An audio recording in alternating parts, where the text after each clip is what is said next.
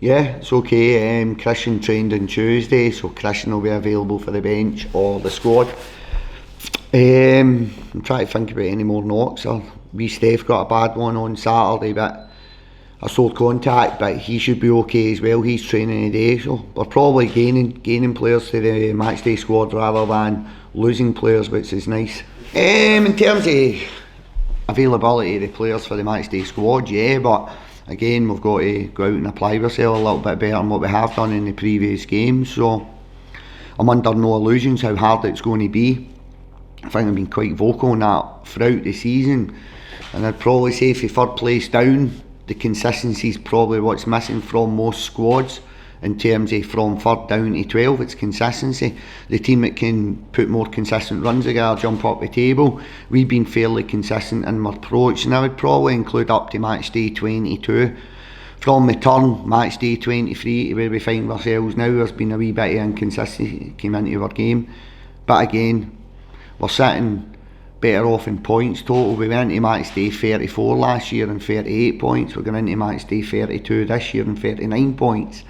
So we've had a bit of a bump in the road in terms of our consistency of late, and that's something we're looking to go and rectify as little as possible, because it wasn't a great experience, if I'm honest. The way we lost the top 6 battle wasn't great, but I think that gave us the energy to go and fight and kick on, and genuinely believe that probably helped with a lot of the consistency going into this season. In terms of we finished the league very strong, and we started fairly well this year, probably up to match day 22.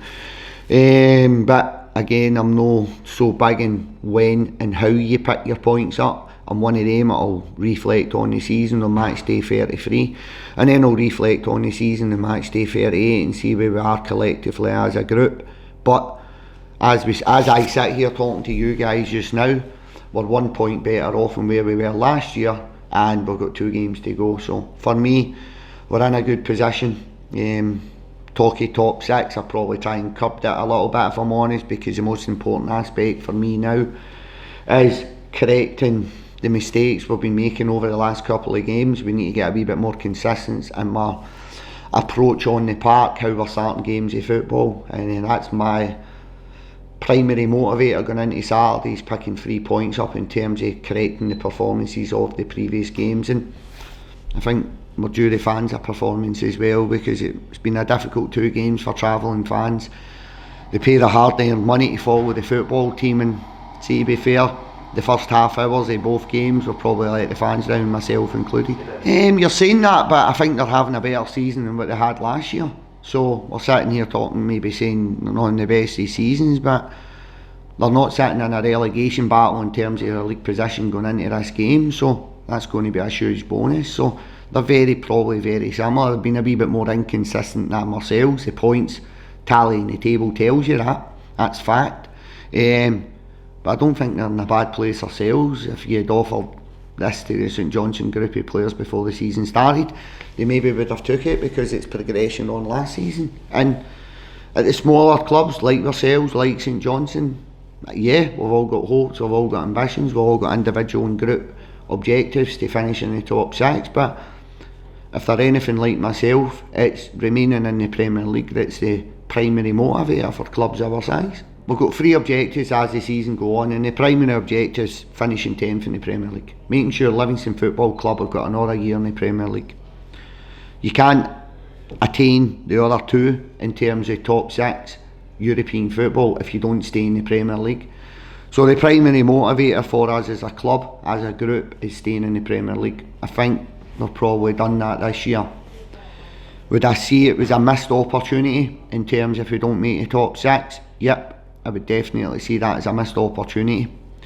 I think we'd only have ourselves to blame, the group. So it'd be disappointing, but I don't think I'd be putting the season down to being a failure at this point in time, because the primary objective going into the season is staying in the Premier League. But it'd be a huge missed opportunity because of the platform we gave ourselves going into the last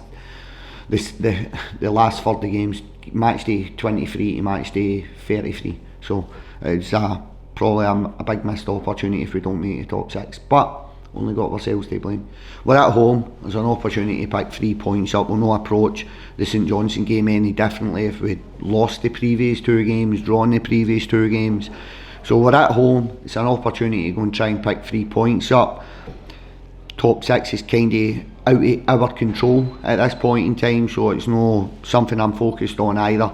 My main focus is on Saturday, try to rectify the previous 2 performances going into the St Johnstone game.